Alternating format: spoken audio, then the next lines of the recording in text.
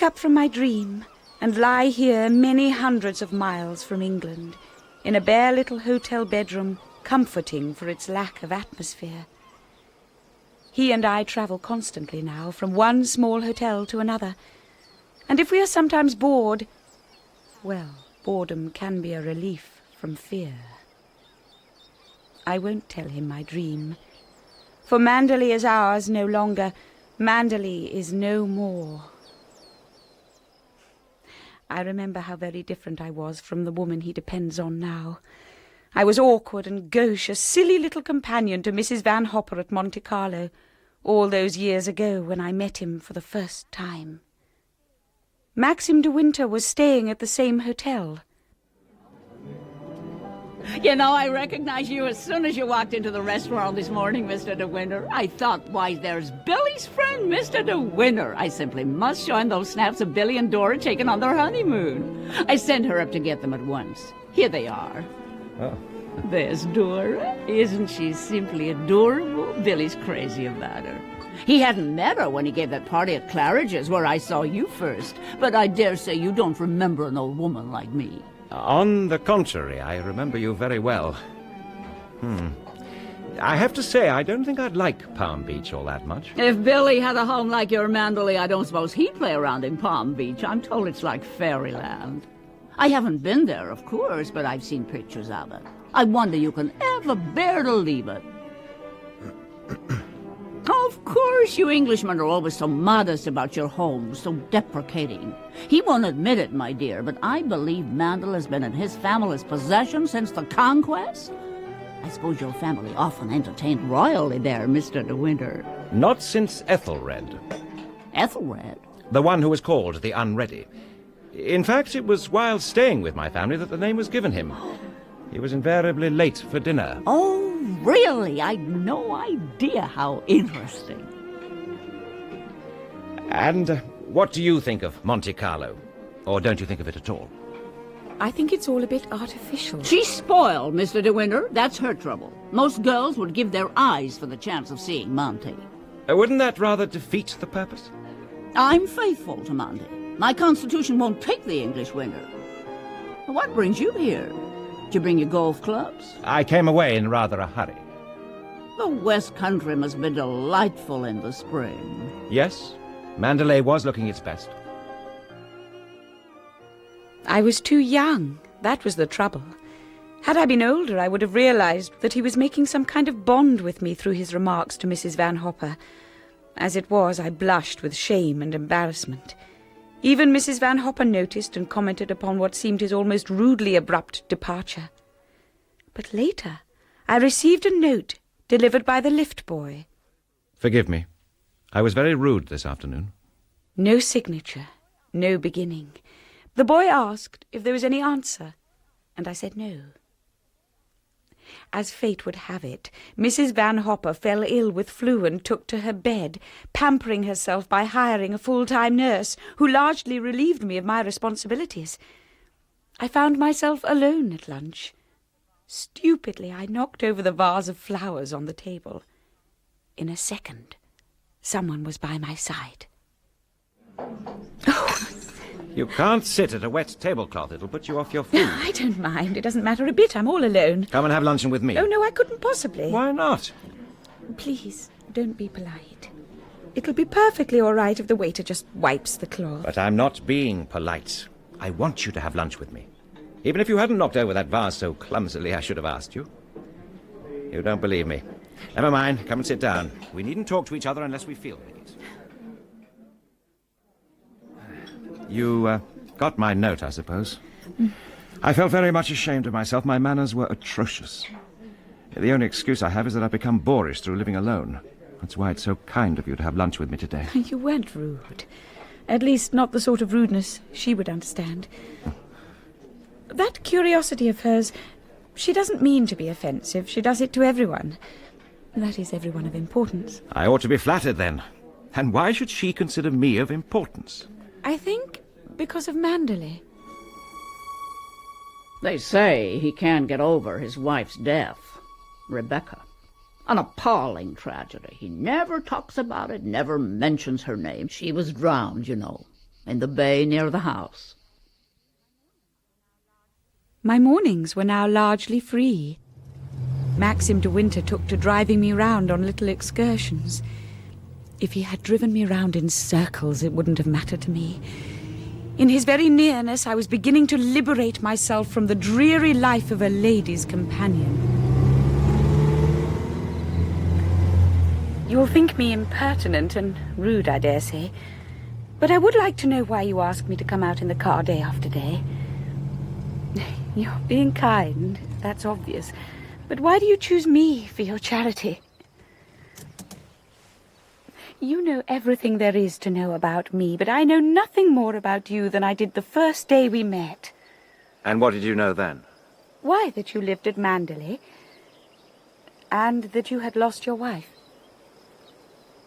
You would like, you once told me at a chosen moment, to live the past again. I'm afraid I think rather differently from you. Something happened a year ago that altered my whole life, and I want to forget every phase in my existence up to that time. Those days are finished. You have blotted out the past for me, you know, far more effectively than all the bright lights of Monte Carlo. Damn your idea of my kindness and my charity. I ask you to come with me because I want you and your company. And if you don't believe me, you can leave the car now and find your own way home. Go on, open the door and get out. I want to go home. Oh, to hell with all this. I suppose you are young enough to be my daughter, and I don't know how to deal with you. You can forget all I've said. That's all finished and done with. Don't let's ever think of it again. My family always called me Maxim. I'd like you to do the same. You've been formal with me long enough. I never saw Rebecca, but I believe she was very lovely. They used to give tremendous parties at Manderley. It was all very sudden and tragic. His wife, Rebecca. I had a book in my hands, a book of poems he had given me to read, and on the first white page was written, Max, from Rebecca. A careless, easy hand in long, slanting strokes. She called him Max, familiar, easy on the tongue. And just now he had told me I could call him Maxim. My daughter Helen is sailing for New York on Saturday. They've cabled her to return home. Little Nancy has a threatened appendix. That's decided me. We're going too. I'm tired to death of Europe. How do you like the idea of seeing New York?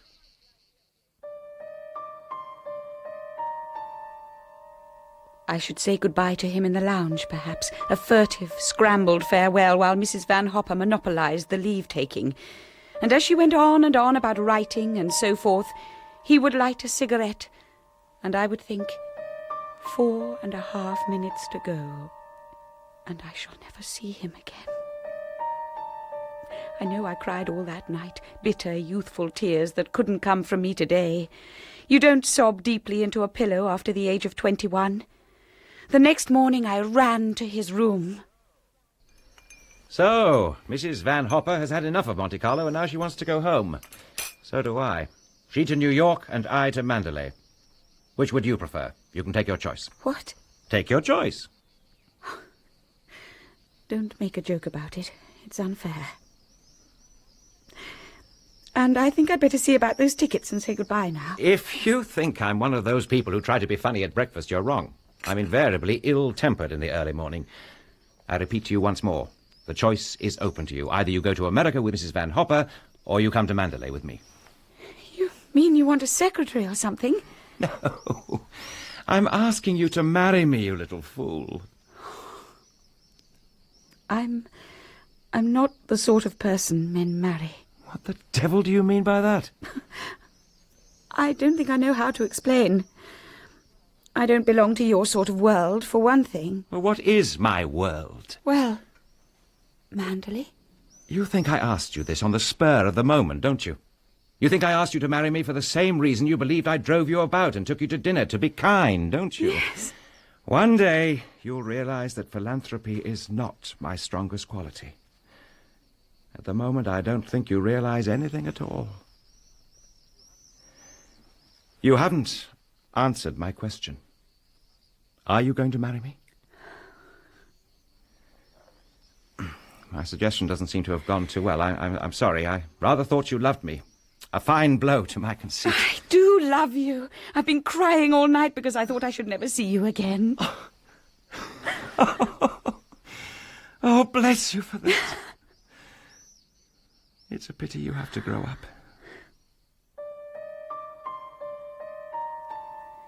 He hadn't asked Rebecca to marry him in this way. Max, from Rebecca. Later, I opened the book of poems to that white page. She was dead. One must not have thoughts about the dead. They slept in peace. The grass blew over their graves. I cut the page right out of the book. The book looked white and clean when the page was gone. But I had to get up and look at the torn fragments of the cut-out page in the wastebasket. Even now the ink was thick and black. The writing was not destroyed. I took a match and set light to the fragments. The fire burned them to feathery dust.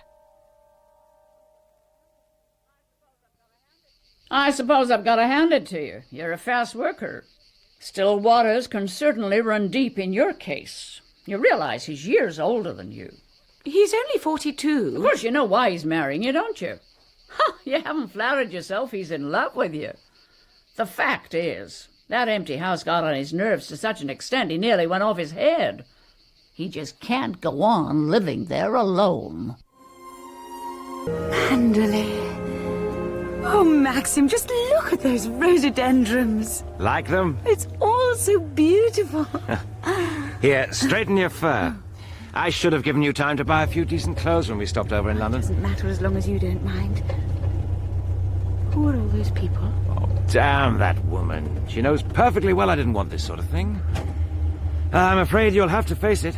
Mrs Danvers has collected the whole staff from the house and estate to welcome us. Oh, it's all right. You won't have to say anything. I'll do it all. Here's Frith. You'd call him the faithful old retainer.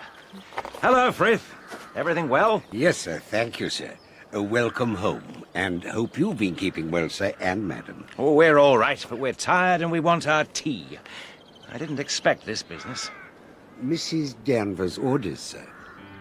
Ranged one behind the other in the hall, overflowing to the stone passages beyond, a sea of faces, open-mouthed and curious, gazing at me as though it were my execution.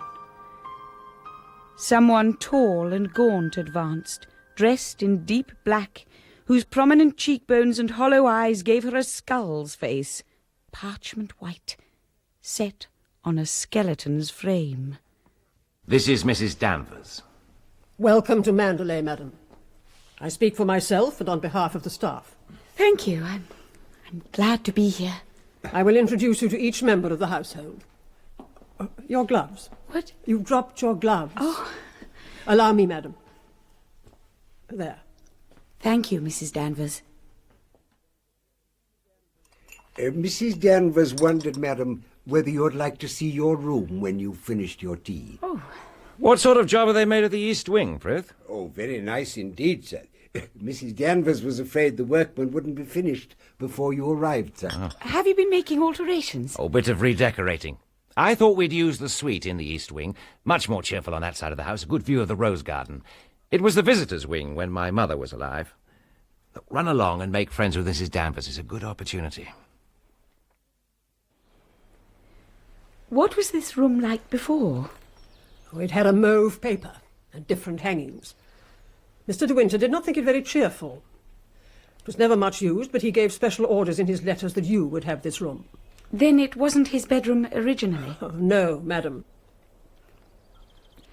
I suppose you've been at Manderley longer than anyone else. Not as long as Frith. He was here when Mr. de Winter was a boy. You didn't come till after that? No, not till after that. I came here when the first Mrs. de Winter was a bride. Mrs. Danvers, I hope we shall become friends, and I want us to understand one another. This kind of life is new to me, and all I want to do is make Mr. de Winter happy. I know I can leave all the household arrangements to you, and you must run things as you always have. Whatever you say. Of course, it was different when Mrs. de Winter was alive. There was a lot of entertaining then, and she liked to supervise things herself. I would rather leave it all to you, much rather. Can I do anything more for you now? No, I think I have everything. You've made the room so charming. I only followed Mr. De Winter's instructions. He said you would prefer to be on this side. The rooms in the west wing are very old. The bedroom there is twice as big as this one. It's the most beautiful room in the house. And the windows look down across the lawns to the sea. I suppose Mr. De Winter keeps the most beautiful rooms to show to the public. The bedrooms are never shown to the public. They used to live in the west wing and use those rooms when Mrs. De Winter was alive. The big... taking piece by piece from Manderley's treasures, each object that pleased her best, with a sure instinct for only the most exquisite. And everywhere, fresh rhododendrons, flowing into the room from their natural home in the gardens outside, on the mantelpiece, on the table by the sofa, and on the writing desk beside the golden candlesticks. Oh. Who is it? Mrs. De Winter? Who do you want? Mrs. De Winter? I'm afraid you've made a mistake. Mrs. De Winter has been dead for over a year. It's Mrs. Danvers, madam. I'm speaking to you on the house telephone. Oh, I'm sorry, Mrs. Danvers. I didn't even know we had one. I was wondering if you approved of the menus for today. Oh, I'm sure I do. It would be better, I think, if you read the list. You'll find the menu of the day on the blotter beside you. What? This? Oh, yes, yes. Very suitable indeed. You'll notice I left a blank space beside the sauce. I'm not sure which sauce you're used to with the roast veal. Oh, well, let me see. I hardly know. I think we'd better have what you usually have, whatever you think Mrs. De Winter would have ordered. I rather think Mrs. De Winter would have ordered a wine sauce, madam. We'll have the same, then. I'm very sorry I disturbed you while you were writing, madam.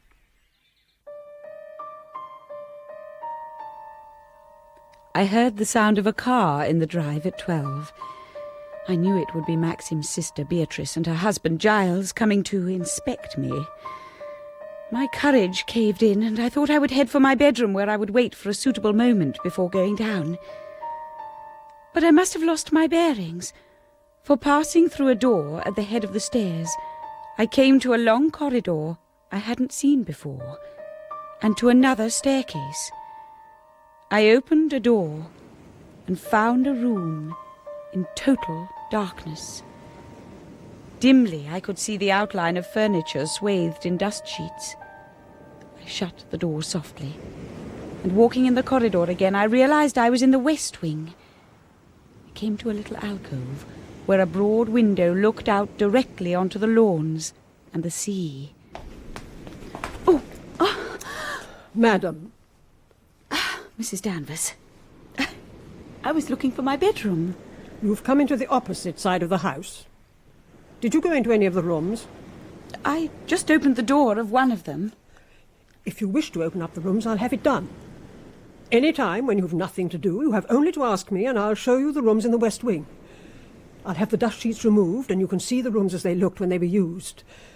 It would take only a short while to have the rooms in readiness. It's very kind of you. Now I think I must greet the Lacys. I heard their car just now. You know your way, don't you? Maxim always dumped the bachelors into this room. Well, it's charming, I must say. Looks out over the rose garden, which was always an advantage. Now we've got the men out of the way, may I powder my nose? Of course, Beatrice. Old Danvers do this up for you? Yes, I think she's done it very well. These are nice brushes. Wedding present. Maxim gave them to me. My brother has some taste. But then he was educated into it, wasn't he? Do you suppose you'll be having lots of people down? I don't know. Maxim hasn't said. Funny old boy. One never knows with him. One time the place was always chock-a-block. Somehow I can't see you... Oh, well, never mind. Pity you don't ride or shoot. You miss such a lot. You don't sail by any chance, do you? No. Thank God for that. Come and see us if you like. I always expect people to ask themselves. Life's too short to send out invitations. Thank you very much. Forgive me if I've said a lot of rude things. Tact was never my strong point, as Maxim will tell you. I have to say, you're not a bit what I expected. You see, you're so very different from Rebecca.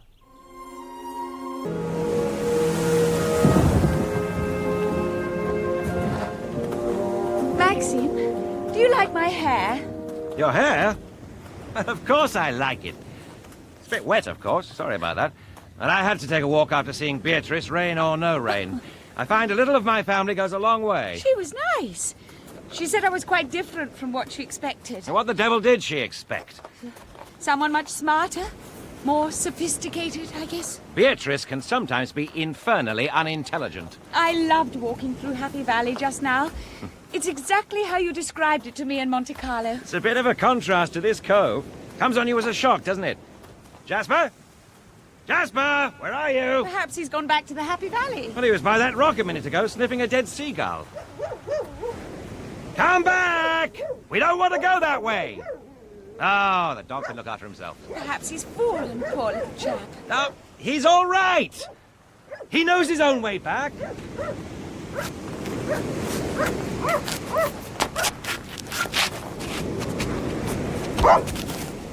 Jasper! Jasper, come here. Hello.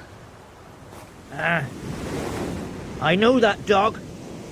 He comes from the house. Yes, He's not yourn. he's Mr. De Winter's dog. I want to take him back to the house. Then the man looked at me and smiled, toothlessly and none too intelligently. He had been digging for shells. I wondered if there were any string to use as a lead for Jasper in the nearby boathouse, and I walked towards it. I expected to find the usual dirty boat store, and it was dirty all right. But it was done up like a cottage, with furniture, cups, plates, and bookshelves. There was a queer, musty smell about the place. The rain pattered on the roof with a hollow sound and tapped on the boarded-up windows. I looked about for some string, but there was none anywhere. I saw a door at one end of this room, and I went to it and opened it. A little fearful now, a little afraid. For I had the odd, uneasy feeling that I might come upon something unawares. Something I had no wish to see, something that might harm me. But it was nonsense, I knew it was. I opened the door, and there was the boat store after all. Before long I had cut off a piece of string from a ball of twine and returned to the beach. There! That's got you now, Jasper. I saw he go in there now. Yes, it's all right. Mr. De Winter won't mind. She don't go in there now. No, not now. She's gone in the sea, ain't she? She won't come back no more. No, she'll not come back. I never said nothing, did I? No, of course not. Don't worry. Come on, Jasper.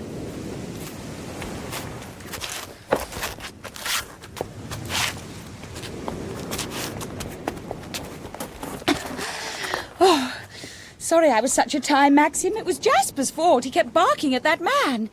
Who was he? Oh, only Ben. He's quite harmless, poor devil. His family live near the home farm. Where did you get that string? In the boathouse on the beach. Was the door open? Yes. I found the string in the back room. Oh. Now, the boathouse is meant to be locked. Did Ben tell you it was open? No, he didn't seem to understand anything I said. No, he makes out he's worse than he is. He's probably in and out of it all the time. I don't think so. It looked completely deserted. The damp's got into everything. The books are spoiled, the chairs and that sofa. Come on, Jasper, for God's sake. Pull him along a bit. Make him keep up with us. It's your fault. You walk so fast. We can't keep up. If you'd listened to me instead of rushing off over the rocks, we'd be home by now. I thought Jasper might have fallen. I was afraid of the tide. Do you think I'd have left the dog there if it had been any question of the tide? I told you not to go, and now you're grumbling because you're tired. I'm not grumbling, but anyone would have trouble keeping up with this pace. I thought you were going to come with me to find Jasper anyhow. Why should I exhaust myself careering about after the damned dog? You're exhausting yourself plenty right now. You're just saying that about Jasper as an excuse. Excuse? Why should I want an excuse for not coming with you to the beach? Oh, Maxim, how should I know? You just didn't want to, that's all. I could see it in your face. See what in my face? I've already told you. Oh, let's drop the subject, please. All right, I didn't want to go to the beach. Will that please you?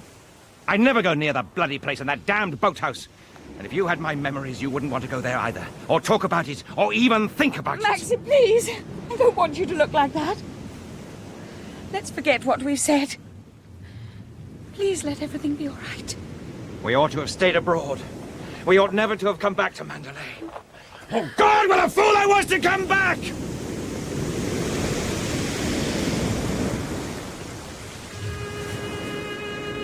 The rain and the gloom settled on us for some days. A misery, broken for me only by the arrival of my wedding present from Beatrice. A history of painting in 4 big volumes. Dear Beatrice.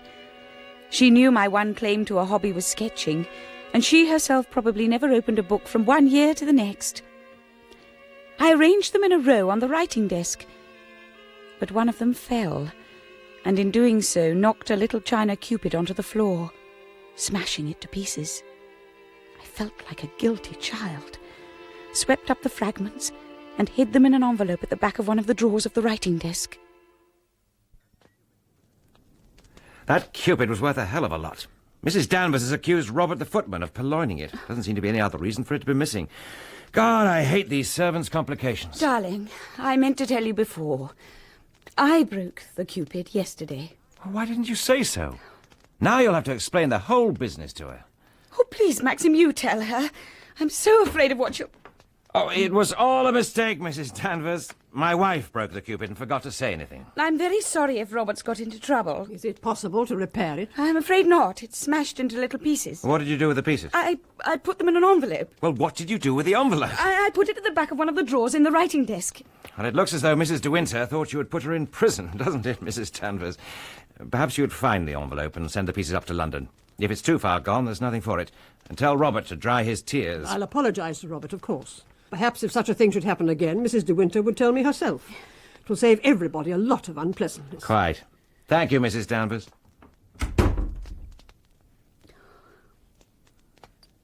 I'm sorry, darling.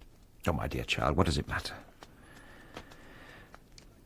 I wonder if I did a very selfish thing in marrying you. What do you mean? Well, are you happy here? I'm not much of a companion to you at my age. Oh, that's ridiculous. Of course we're companions, and I am happy. I love Manderley, and everything about it. You were right to come back. You don't really think we made a mistake, do you, Maxim? You know our marriage is a wonderful success. How can I answer you? If you say we're happy, then we must be. Agreed? Agreed.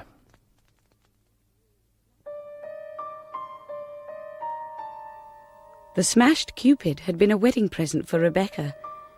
"Oh, look, Max, look what we've been sent," she would have said as she plunged her hands into the box of shavings. "We'll have it in the morning room." And he must have knelt down beside her, and they must have looked at the little cupid together. I felt oddly free when Maxim went overnight to London on business, curiously happy. I took Jasper for walks on our own. I swam in the sea. I was drawn to the boathouse again and went inside, only to surprise Ben stealing a fishing line from the boat store. He was terrified, like a child, and I tried to calm him by saying we would keep it a secret. He gave me a shell he'd collected as a present. That's yourn. Thank you. It's very pretty. You got angel's eyes.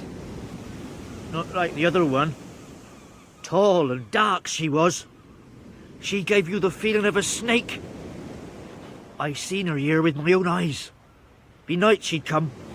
I looked in once. She turned on me. She said, "You don't know me, do you? You never see me here, and you won't any more. If I catch you looking in the windows again, I'll have you put in the asylum." She's gone now, isn't she? No one's going to put you in the asylum, Ben.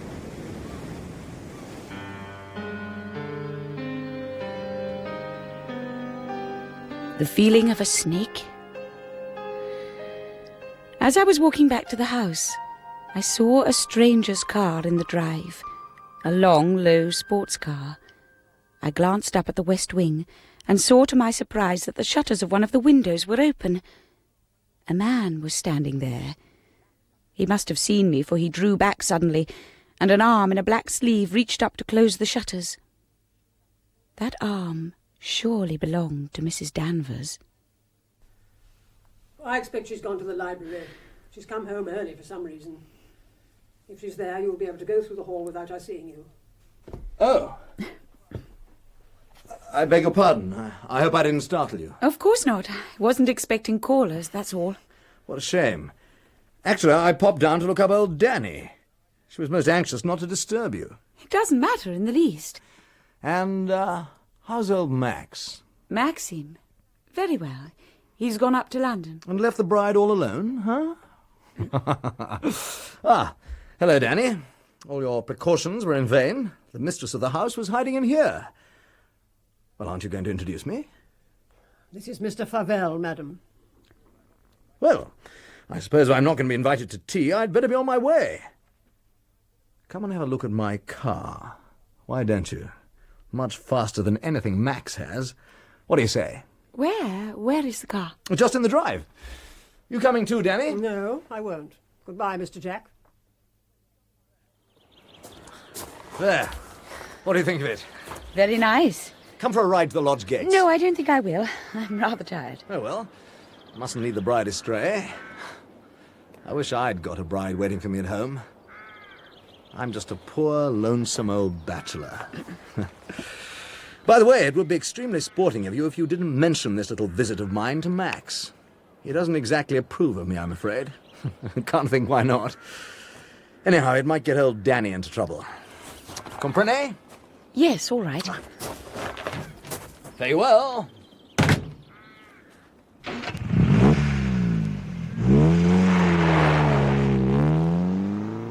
I wondered what Mrs. Danvers and a man like Jack Favell had to do with one another. Or was he something to do with Rebecca? It seemed impossible. So why were he and Mrs. Danvers in the west wing? Why had they closed the shutters when they saw me approach the house? I had this strange impulse now to creep upstairs to the west wing and see these rooms for myself. Yes, her room, this room. But where were the dust sheets? They were gone. The room was alive again, the bed made up, fresh flowers. A satin dressing gown lay on a chair and a pair of slippers beneath. In a minute, Rebecca herself would come back into the room, sit down before the looking-glass humming a tune, reach for her comb and run it through her hair. It was the most beautiful room in the house. All the things in it I would have loved and almost worshipped if they had been mine. But I knew they were not mine. They belonged to somebody else.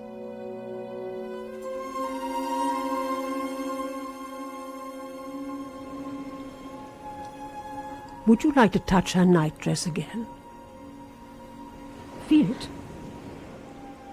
Hold it. How soft and light it is, isn't it? I did everything for her, you know. I won't have anyone but you, Danny, she used to say. Put her dressing gown up against you. Oh, yes, she was taller than you. Much taller. But you can still smell the scent from the wardrobe, can't you? You always knew when she'd just been in a room from the whiff of her scent. She was wearing slacks and a shirt when she died. They were torn from her body in the water, though. Her beautiful face was unrecognizable. Mr. De Winter identified her. He went to Edgecombe to do it. No one could stop him. I shall always blame myself for the accident. I'd gone to Kerry for the afternoon and stayed late, as Mrs. De Winter was in London and wasn't expected back until much later. When I returned here at 9:30, I was told she'd been and gone. It was brewing up for a storm. I was so worried I went to Mr. De Winter after his own return from an evening out. He told me she was probably spending the night at the boathouse on the beach. I couldn't sleep. I kept wondering what she was doing. And the next day, one of the life buoys was washed up at Kerry. Bits and pieces of rigging came in with the tide. You know now why Mr. de Winter doesn't use these rooms anymore, don't you? Listen to the sea. Sometimes I seem to catch the sound of her dress sweeping the stairs as she comes down to dinner. Do you think she can see us talking now? Do you think the dead come back and watch the living? I don't know, Mrs. Danvers. Sometimes I wonder if she comes back here to Manderley and watches you and Mr. de Winter together. I asked myself why Mrs. Danvers had become more confidential towards me, and whether this had anything to do with the fact that I discovered her with Jack Favell. But now a new event was about to unfold, initiated, oddly enough, by one of our more tiresome social acquaintances whom we were obliged to entertain from time to time, Lady Crowan. Oh, Mr. de Winter, there's something I've been meaning to ask you for ages. Tell me, is there any chance of you reviving the Manderley fancy dress ball? I could tell Maxim plainly hated the idea, yet I couldn't say no to it. When I said I'd quite like a ball, that decided it as far as he was concerned. It's the first ball since Mrs. de Winter was alive. I wonder Mr. de Winter doesn't make it a period ball, everyone dressed more or less the same, to be in keeping. I never think it looks right to see a clown in patches dancing with an elegant lady. Have you decided what to wear? No, I haven't. I wonder you don't copy one of the portraits in the gallery. The girl in white. A Rayburn. Portrait of Caroline de Winter, a sister of Mr. de Winter's great-great-grandfather. A famous London beauty for many years. The dress would be easy to copy. Those puffed sleeves, the flounce, the little bodice. It must be a surprise. I won't give you away. We all have our little secrets from time to time, don't we? I'm getting dress fever already. What fun it all is. I'm so glad you decided to do this again, Maxim. You've got my wife to thank for it. It wasn't me. Lady Crowan suggested it. The local gentry must have their ball at Manderley. I'm longing to see your dress. Oh, it's nothing, really, it isn't. She says none of us will know her. Oh, what's the time? I wonder if we ought to be thinking of getting ready. Fairy lights, a band, catering. Manderley's come alive again, Maxim. It's a dress fit for the Queen of England. What about under the left shoulder, there?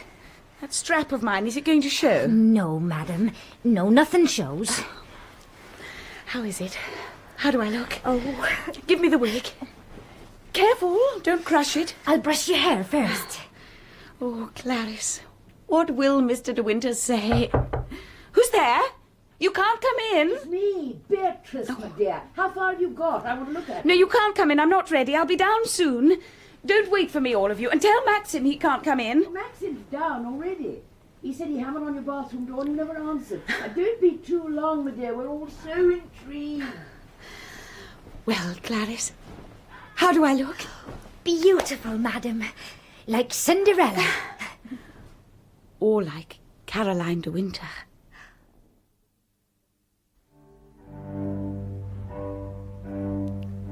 Would you make the drummer announce me, please? And then call out, Miss Caroline de Winter.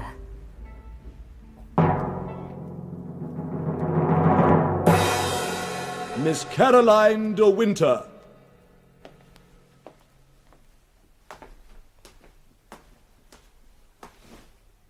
How do you do, Mr. de Winter? What the hell do you think you're doing? It's the picture. It's the picture, the one in the gallery. What is it? What have I done? Go and change. It doesn't matter what you put on. Find an ordinary evening frock. Anything will do. Go now, before anyone else comes. Well, what are you standing there for? Didn't you hear what I said?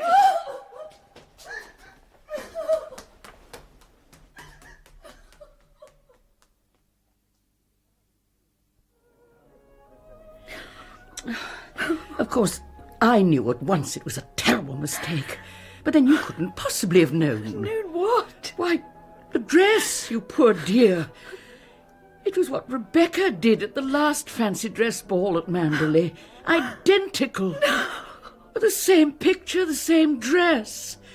When you were announced standing on the stairs for one ghastly moment, I thought... I ought to have known. I ought. Oh, nonsense. How could you?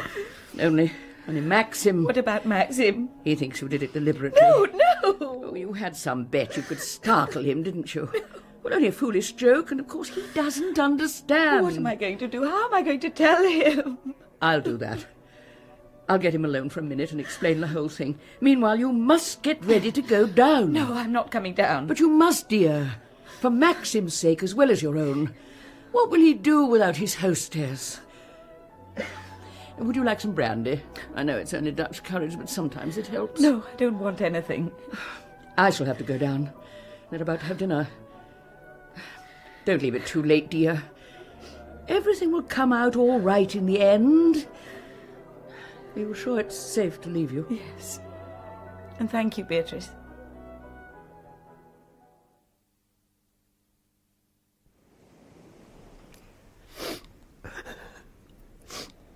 Mrs. Danvers.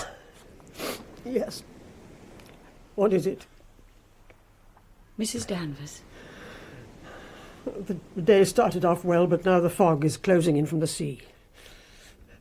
I left the menu on the desk. Do you want something changed? You've done what you wanted, haven't you? Are you pleased now, after what happened last night?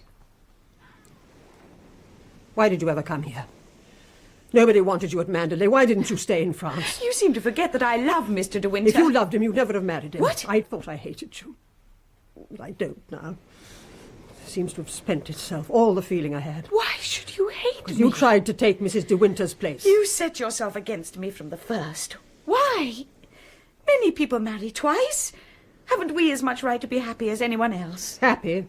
Mr. De Winter isn't happy. Any fool can see that. It's not true. He was happy when we were in France. Well, he's a man, isn't he? No man denies himself on his honeymoon. How dare you speak to me like that?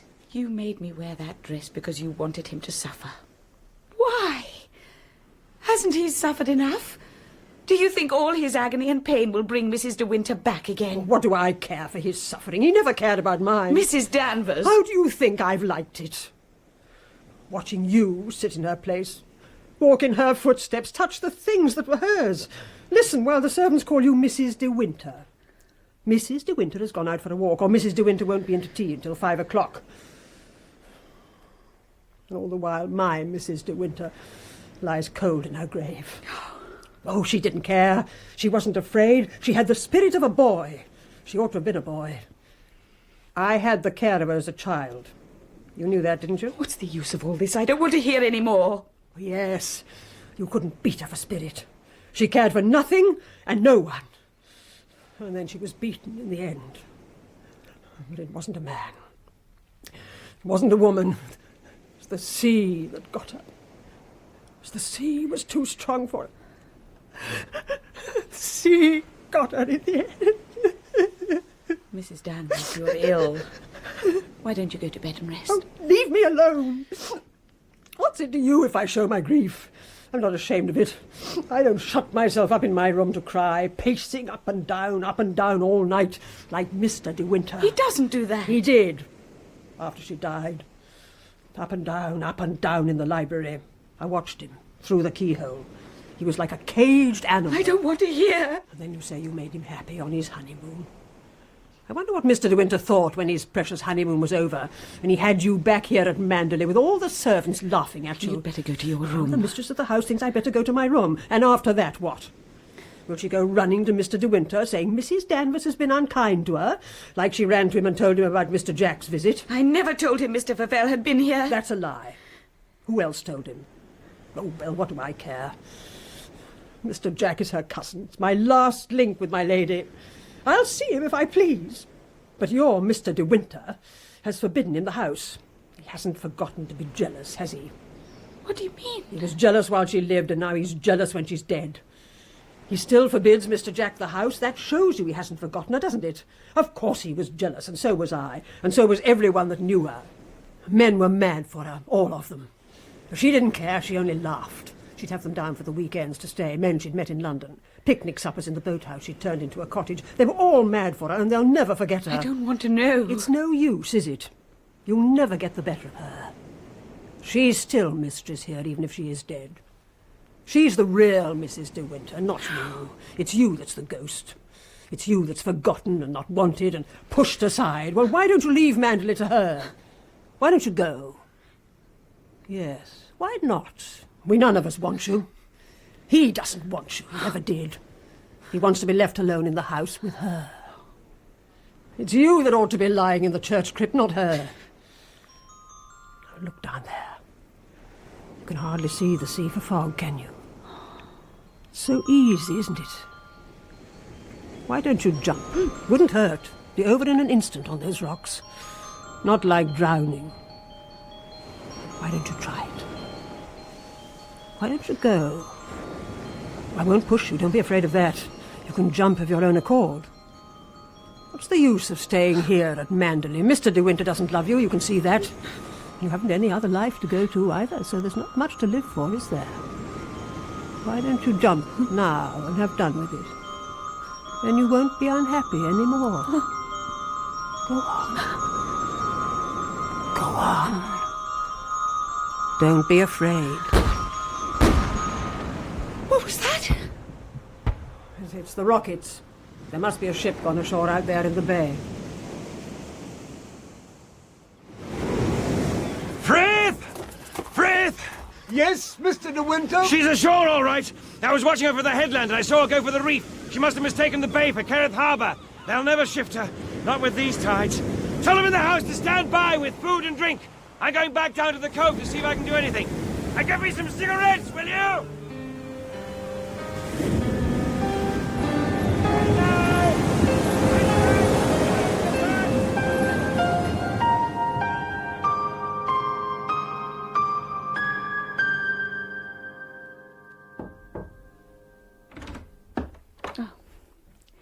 Captain Searle, the harbour master, would like to see you, madam. See me? But surely it's Mr. De Winter he'll be wanting.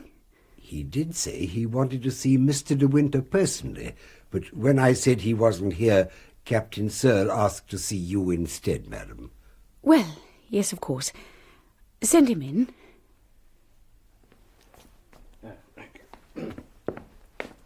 Mrs. De Winter? Come in, Captain Searle. I'm sorry my husband isn't back yet. He must have gone down to the cliffs again, and he was in Kerrith before that. I haven't seen him all day. Yes, I'd heard he'd been to Kerrith, but I missed him there. He must have walked back across the cliffs while I was in my boat. Oh, do sit down. I'm afraid the ship has disorganised everybody. Was it to do with that? No, ma'am. It's not the ship that brought me here. Not directly. The fact is, I've got some news for Mr. De Winter, and, well, I hardly know how to break it to him. What sort of news? A couple of hours ago, we sent a diver down to inspect the hole in the ship's bottom.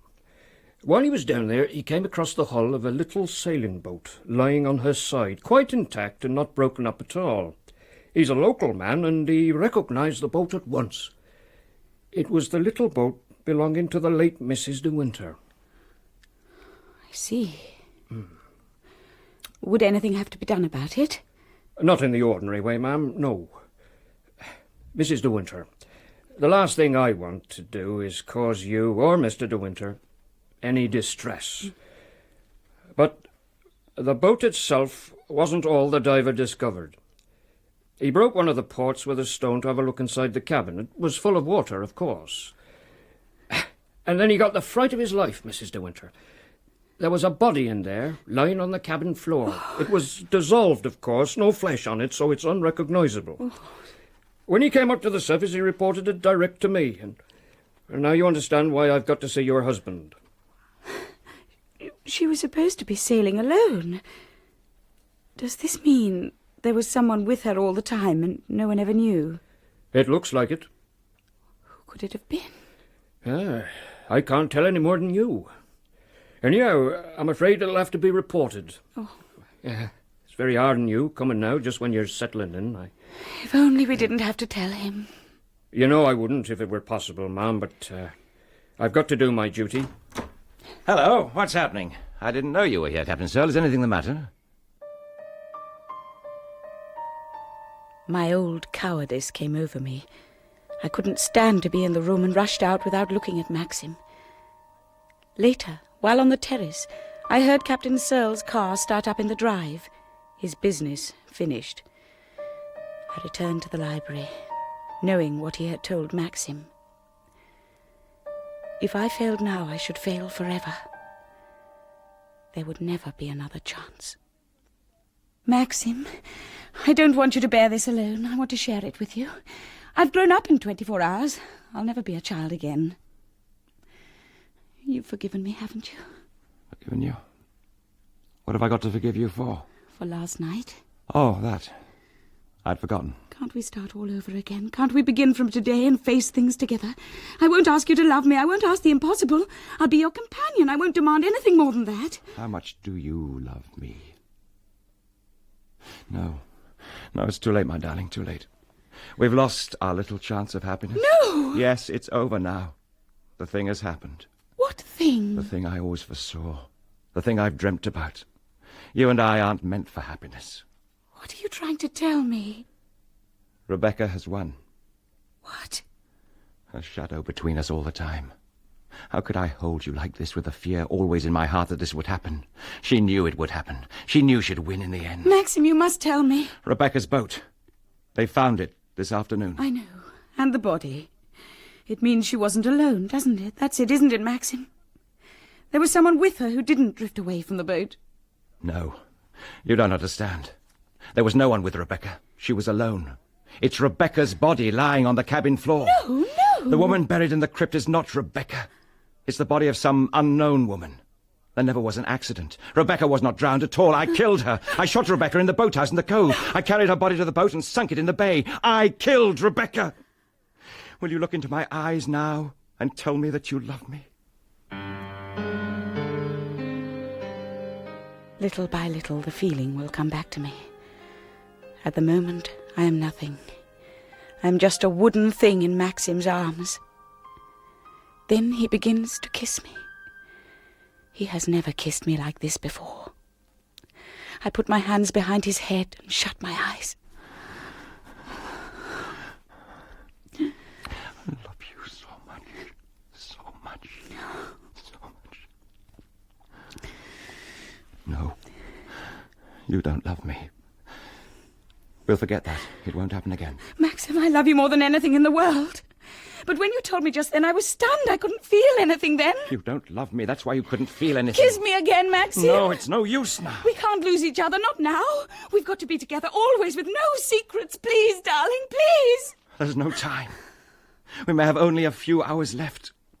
They'll identify her body. There's everything to tell them. The clothes, the shoes, the rings on her fingers. And then they'll remember the woman in the crypt. What are you going to do? I don't know. I don't know. Does anyone know? Anyone at all? No. No one but you and me. No one but you and me. Why didn't you tell me? I couldn't bring myself to. I thought you were unhappy. Bored. You never seemed to want to come to me of your own free will. How could I, when I knew you were thinking about Rebecca? How could I ask you to love me when I knew you loved Rebecca still? Whenever you touched me, I thought you were comparing me to Rebecca. Whenever we did anything together, I thought you were saying, this I did with Rebecca, and this, and this. It was true, wasn't it? Oh, my God! You thought I loved Rebecca? You still think so, even though you know I killed her? I hated her, I tell you. Our marriage was a farce from the beginning. She was vicious, damnable, rotten, through and through. We never loved each other, never had one moment of happiness together. Rebecca was incapable of love, of tenderness, of all decency. When I married her, I was told that I was the luckiest man in the world. She was so lovely, so accomplished, so amusing, and I believed them. Or tried to. But there was something about her eyes. She made a bargain with me. I'll run your house for you. I'll look after your precious Manderley for you, and people will envy us. They'll say we're the luckiest couple in all England. What a leg pull, eh, Max? Yes, she said that. And then she went her own way, knowing that I'd never expose her to the divorce courts. I put Manderley first before everything else, before even my own shame and loathing and disgust for all that she was and all she did. Oh, my darling, my Maxim, my love. Do you understand? Do you? Our life was a shabby lie. She had her men friends down to stay. She always had men. That fellow Favell, a cousin of hers, took to coming here and staying at the boathouse when I was away. He came here on the day you went to London. You saw him too? Why didn't you tell me? I got it from Crawley, who saw his car turn out of the lodge gates. Anyhow, that night, I warned her that if I found him here, anywhere on the estate, I'd shoot him. He had a filthy reputation. She told me that she could get her faithful Danvers to swear anything she asked her to swear in court. She defied me to try and prove to the world that we were anything less than the perfect couple. If I had a child, Max, she said, neither you nor anyone else would ever prove that it wasn't yours. She laughed and went on laughing. I thought she'd never stop. God, how funny, she said. To all your smug local friends and all your tenants, I'll be the perfect mother like I've been the perfect wife. She turned and faced me, smiling, defiant. When I killed her, she was smiling still. I fired at her heart. She stood there. She didn't fall at once. The bullet passed right through. That slow smile stayed on her face. Her eyes were wide open. I dragged her body into the cabin of the boat and set sail. But a wind came up, and I knew that we'd be in deep water in a matter of minutes if I didn't do something. I opened the seacocks and drove a spike into the planks. The water came in. I got away in the dinghy before the boat sank. I cleaned up the boathouse and was in my room by the time Mrs. Danvers came to me with her fears for Rebecca's life. Later, I went to Edgecombe and identified another woman's washed-up body as hers. I knew it meant nothing. It was only a question of time before the truth came out. She knew she'd win in the end. It was in her smile.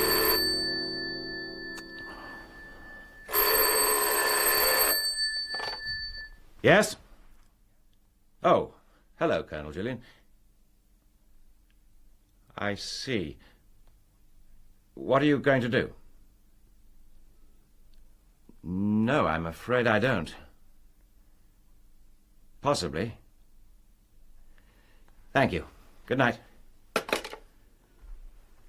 Colonel Julian's the magistrate for Kerrith.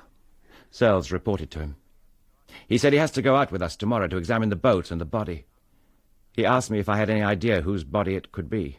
What did you say? I said I didn't know. And he asked me something else. What? He asked me if I thought it possible I had made a mistake when I went up to Edgecombe. He's asked that already. I said it might be possible. Yes. The body will be identified as Rebecca's. You know we're not going to be able to avoid an inquest, don't you? I don't understand, madam, why you sent the change in menu by way of Robert. I should prefer something hot today, Mrs. Danvers. If they won't eat the salmon that came in yesterday in the kitchen, then you'd better throw the whole lot away. So much waste goes on in this house that a little more won't make much difference. Don't tell me you can't think of anything to give us. You must have menus for all occasions. I'm not used to having messages sent to me by Robert. Mrs. De Winter always instructed me personally by house telephone. I'm afraid it doesn't concern me very much what Mrs. De Winter used to do. I am Mrs. De Winter now, and if I choose to send a message by Robert, I'll do so. Captain Searle called here yesterday, didn't he? Frith says they found Mrs. De Winter's boat. He says there's a story about a body in the boat. Why should there be a body? Mrs. De Winter always sailed alone. It's no use asking me, Mrs. Danvers. I don't know any more than you do. Don't you? I'll give the orders about lunch. Go on, Mr. Tabb. Well, sir, after the drowning accident last year, a lot of people in Kerrith made unpleasantness about my boat building. Some said I let Mrs. De Winter start the season in a leaky, rotten boat. I lost orders on account of it. Well, when her boat was found yesterday, I got permission from Captain Searle to have a look at it. I wanted to satisfy myself that the work I put into it had been sound. Did you come away satisfied? Well, with my own work, yes. But what I want to know is this. Who drove holes in her planking? Rocks didn't do it. The nearest rock was 5 feet away. Besides that, they weren't holes made by a rock. They were done with a spike. What holes were these? How many of them? Well, there were 3 of them altogether. One right forward by her chain locker, and the other 2 close together amidships underneath her floorboards at the bottom. The ballast had been shifted too. It was lying loose. And that's not all. The seacocks had been turned on. What are seacocks? Well, the fitting that plugs the pipes leading from a wash basin or lavatory, sir. Mrs. De Winter had a little place fitted up right aft. Now, these plugs are always kept tight closed when you're underway. Well, otherwise the water could flow in. When I examined the boat yesterday, both seacocks were turned full on. Well, with those holes in her planking, sir, and the seacocks not closed, it wouldn't take long for a small boat like her to sink. Not much more than 10 minutes, I should say. Those holes were definitely not there when the boat left my yard. I was proud of my work, and so was Mrs. De Winter. It's my opinion, sir, that the boat never capsized at all. She was deliberately scuttled. Mr. De Winter, you heard the statement from James Tabb, who had the care of Mrs. De Winter's boat. Do you know anything of these holes driven in the planking? Nothing whatever. Can you think of any reason why they should be there? No, of course not. It's a shock to you, isn't it? It was shock enough to learn that I made a mistake in identification over 12 months ago. And now I learn that my late wife was not only drowned in the cabin of her boat, but that the holes were bored in the boat with the deliberate intent of letting the water in so that the boat should sink. Does it surprise you that I should be shocked?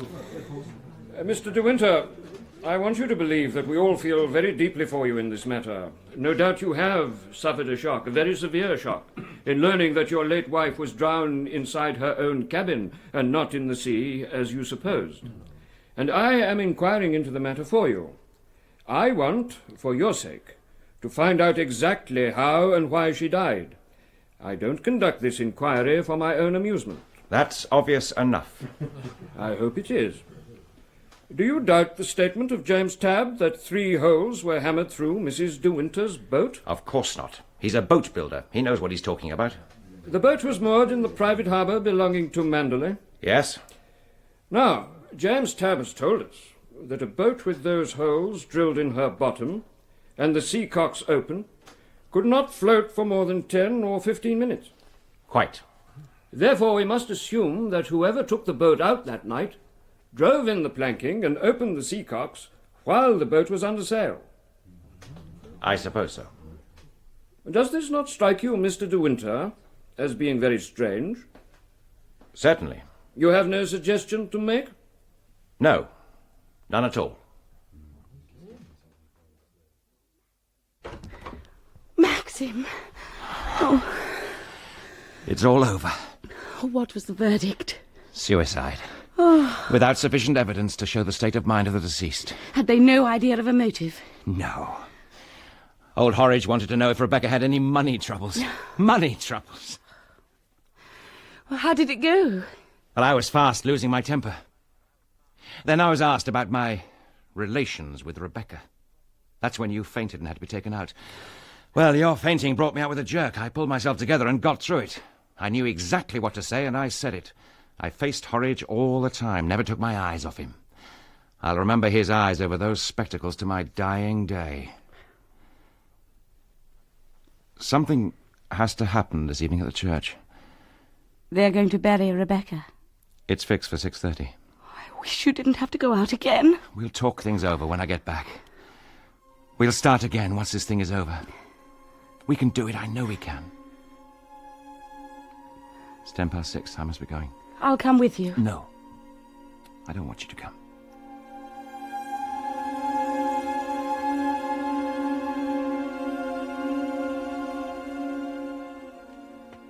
Mr. Jack Favell, madam.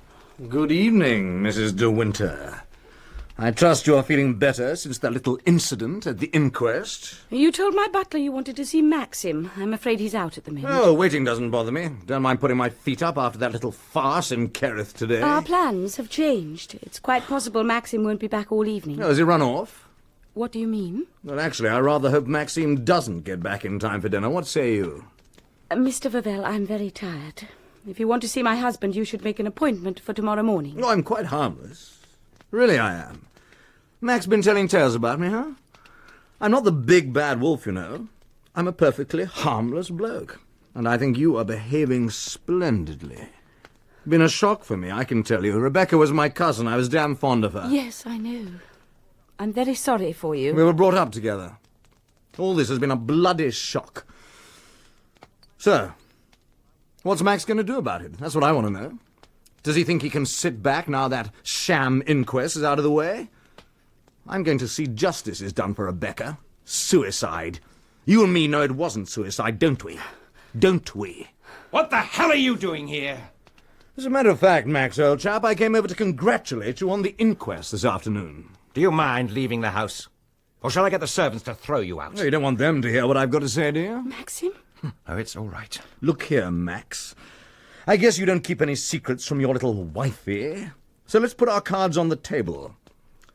You know about Rebecca and me. We were lovers, weren't we? I've never denied it. Anyhow, like all the other fools, I believe that Rebecca was drowned in the bay and washed up at Edgecombe. That's how she'd go, I reckoned. Then I picked up the paper a few days ago and read about the discovery of the body. I got in touch with Mrs Danvers, and she told me the body was Rebecca's. So I came down to the inquest. Well, Max, old man, what have you got to say about those holes in the planking? The inquest has delivered its verdict. Suicide? Ha! What about this note, then? It was the last note Rebecca ever wrote to me. Here it is. Recognize the handwriting? Dear Jack, I tried to ring you, but could get no answer. I shall be at the boathouse this evening. I'll leave the door open for you. I've got something to tell you, and I want to see you as soon as possible, Rebecca. What do you say to that? Would it have made a difference to the verdict if the coroner had read that? Doesn't sound much like a suicide note, does it? Now then, why can't we come to some agreement on this? Huh? I'm not a rich man, too fond of gambling for that. What gets me down is that I've never had any capital to fall back on. If I had a settlement of 2,000 or 3,000 a year, I could jog along comfortably enough. Ah, what do you say? You think you can frighten me, don't you? Well, you're wrong.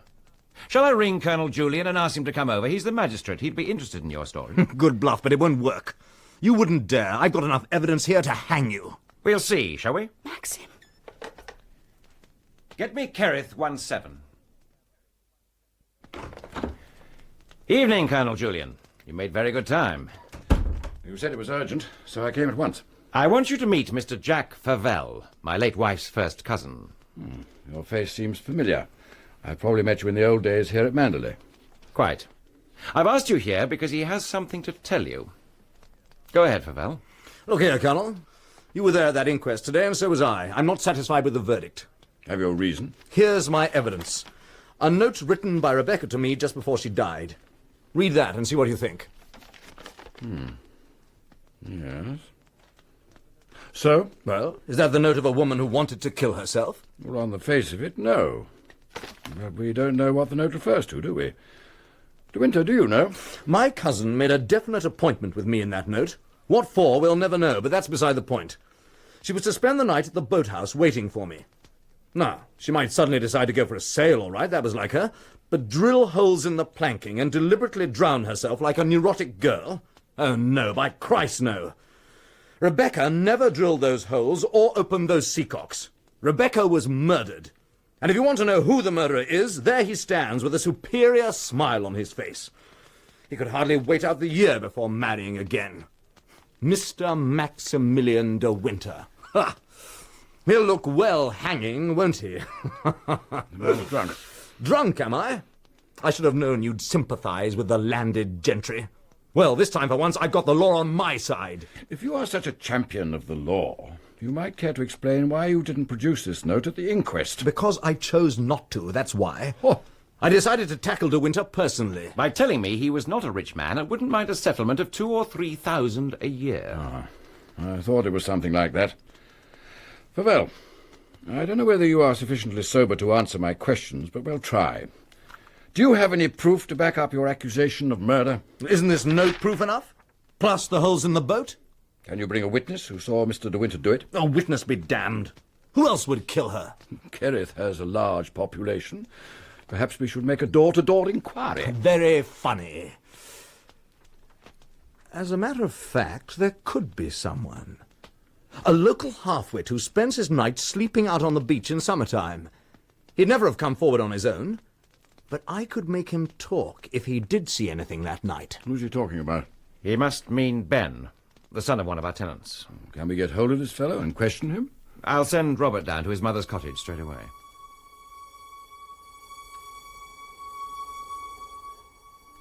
Well, Ben, you know who I am, don't you? Do you know Mr. Favell? I never seen un. Don't be a bloody fool. You've seen me at the boathouse dozens of times, haven't you? No, I never seen no one. Damned half-witted liar. A convincing witness. Has he come to take me to the asylum? I don't want to go there. They've cruel to folk in there. I want to stay home. I ain't done nothing. That's all right, Ben. No one's going to put you in an asylum. Are you quite sure you've never seen this man? I've never seen him. You remember Mrs. De Winter, don't you? No, not this lady, the other lady who used to go to the boathouse. Eh? You were there, weren't you? You saw Mrs. De Winter come down to the boathouse, and then you saw Mr. De Winter too. He went into the boathouse after her. What happened then? What happened? I ain't seen nothing. I want to stay home. I'm not going to the asylum. I never seen you. Never. Your witness doesn't seem to have helped you much. It's a plot. Somebody's paid him off to deny what he saw. I think Ben might be allowed to go home. Danny'll shed some light on this. She'll back me up. Colonel, I demand that you question Mrs. Danvers. Mrs. Danvers was subdued in the presence of authority. She began to cry. She cried and cried. No one would stop her. I wanted to scream and run out of the room. Eventually she recovered herself, and as I expected, she was quite definite that Rebecca wouldn't want to commit suicide. But something else came to light. It was known Rebecca had spent the fatal day in London before returning to Manderley. Mrs. Danvers had her appointment book, and it was decided to look up the date to find out whom she might have seen while in London. Ah, yes, here we are. Hair appointment at 12, lunch at the club. What's this? Baker, 2 o'clock. Who was Baker? Baker? I've never heard of anyone called Baker. Well, here it is. Baker, in her own writing. I believe if we knew who he was, we might get to the bottom of this whole thing. She wasn't in the hands of moneylenders, was she? Mrs. De Winter? It's preposterous. Or blackmailers? Had she any enemies? Anyone she was afraid of? Mrs. De Winter afraid? She was afraid of no one. Who cares about this Baker character? If he was important, why didn't Danny know about him? Rebecca never kept anything from Danny. Oh, there's something here at the back of the book. Among the telephone numbers, Baker, 0488. No exchange. There's something here, too. A mark beside the number. Could it be an M? It might be an M. Try museum. Right. Hello? I want you to get me London. Museum 0488. Yes, I'll wait. Oh, God, please don't let it be true. Don't let Baker be found. Please, God, make Baker be dead. Don't bring it closer and closer to Maxim. Hello? Is that Museum 0488? Can you tell me if anyone by the name of Baker lives there? Yes? Can you tell me who he is? I see. Could I have his address? Yeah, I'll just take that down. Right. Right. Thank you. It was the night porter from an address in Bloomsbury. It's a doctor's consulting rooms during the day.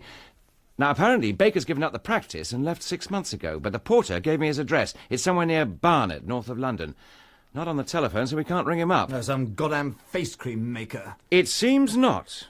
The porter told me that Dr. Baker has been a well-known women's specialist. There might have been something seriously wrong with her. I can't understand it. I don't know what it means. Why didn't she tell me? Why did she keep it from me? She told me everything. I've got something to tell you, and I want to see you as soon as possible. That's what she wrote you, Favell, after she'd seen this Dr. Baker. Well, it does connect up, I have to admit. But what the hell was the matter with her? Oh, there's nothing for it, De Winter. We're going to have to go up to London and see this man. The sooner it's cleared up, the better. I rather think I'd like to come up with you, just to make sure you two don't start cooking up evidence between you. I told Maxim I wanted to go to London to see this through with him. It was decided the 4 of us would go up by car the following morning, Favell saying he would follow us in his own car. Colonel Julian returned home and Favell to his hotel for the night. That evening, Maxim and I took in the peace and beauty of Manderley. Would it be our last evening? Would another 24 hours see Maxim arrested for the murder of Rebecca? Finding Dr. Baker's house in North London seemed an interminable business, but eventually we arrived at tea-time that day. Although he had retired from his practice, he'd kept all his medical records at home. but he was reluctant to reveal anything to us until Maxim and Colonel Julian explained the legal implications of the case. The doctor was slow and deliberate. It seemed an age while he went in search of his records, and another age before he got to the nub of the matter. Understand, I wouldn't reveal any of this if the course of justice weren't at stake. Right. Mrs. de Winter had come to me the week before, complaining of symptoms, and I took some x-rays. I haven't the photographs here, but I kept notes on them. I remember she said to me, "I want to know the truth. I don't want soft words in a bedside manner." Well, she asked for the truth, and I let her have it. Go on. The pain was as yet slight, but the growth was deep-rooted. Another 3 or 4 months, and she'd have been under morphia. An operation by this stage was no earthly use at all. Outwardly, of course, apart from looking a little thin, she seemed a perfectly healthy woman. Oh, and I also found from the x-rays a certain malformation of the uterus. That, of course, had nothing to do with the disease, but it meant she would never have been able to bear a child.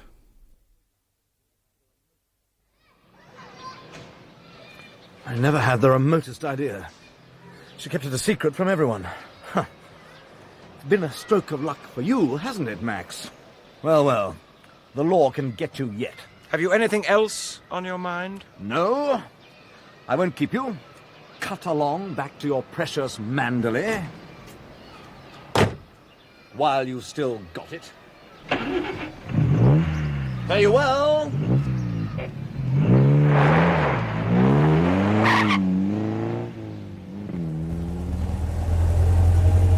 He can't do anything to Winter. Just bluffing. He hasn't a thread of a case now. Baker's evidence would quash it. I thought the solution would lie in Baker. A dreadful thing for her. Enough to send a beautiful young woman right off her head. I suppose you never had any idea of this? None.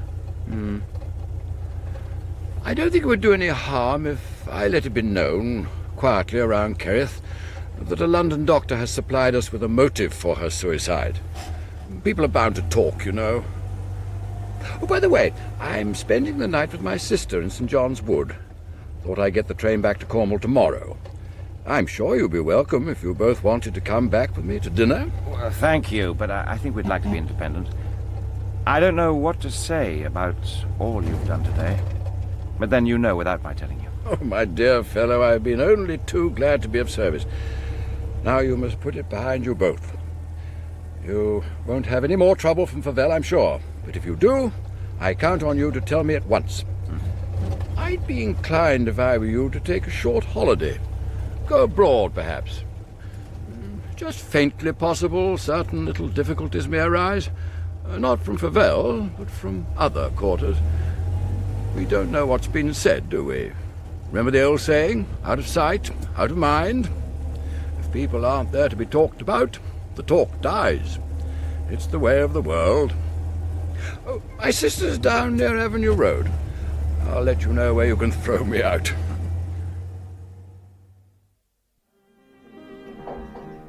A nice, quiet dinner, and then we'll take it slowly back to Manderley. It won't be too late for you. You know I'd rather be there than anywhere else. How much of the truth do you think Julian guessed? I think he knows everything. If he does, he'll never tell. Never.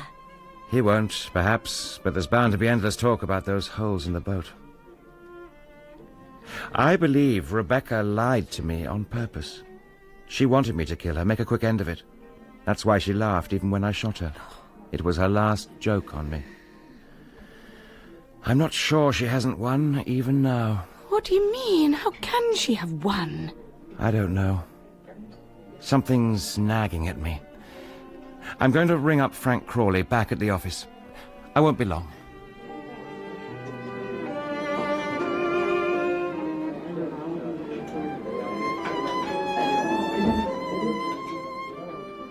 Everything all right? Something very odd. Frith telephoned Frank Crawley to say he thought Mrs. Danvers had cleared out. She's gone, disappeared. Apparently she'd been packing all day. Frith rang Frank, and Frank told him to tell Mrs. Danvers to come and see him at the estate office, but she never showed up. About 6:10, she had a long-distance telephone call. At 6:45, Frith knocked on her door, but found her rooms empty. They think she must have left the house through the woods. She never passed the lodge gates. Isn't it a good thing? We would have had to send her away anyway. I don't like it. I don't like it at all. I knew there was nothing anyone would do to us anymore. It was going to be very different in the future.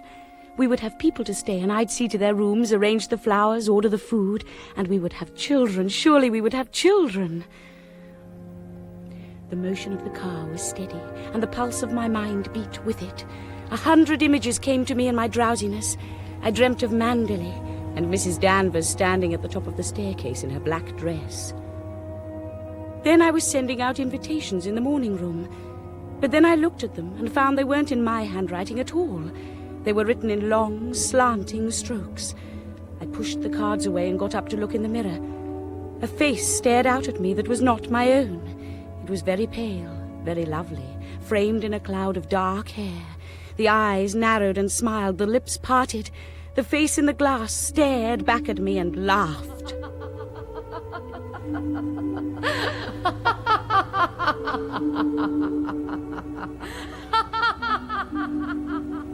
And then I saw she was sitting on a chair before the dressing table in her bedroom, and Maxim was brushing her hair.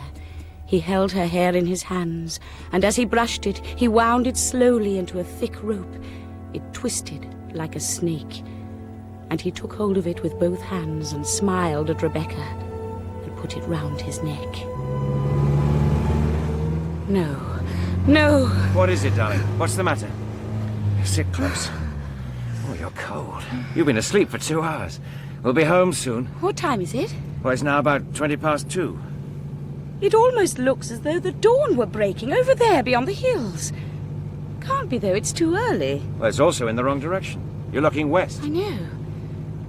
Maxim, it's in winter you see the northern lights, surely not in summer. That's not the northern lights. That's Manderley. Maxim, my God.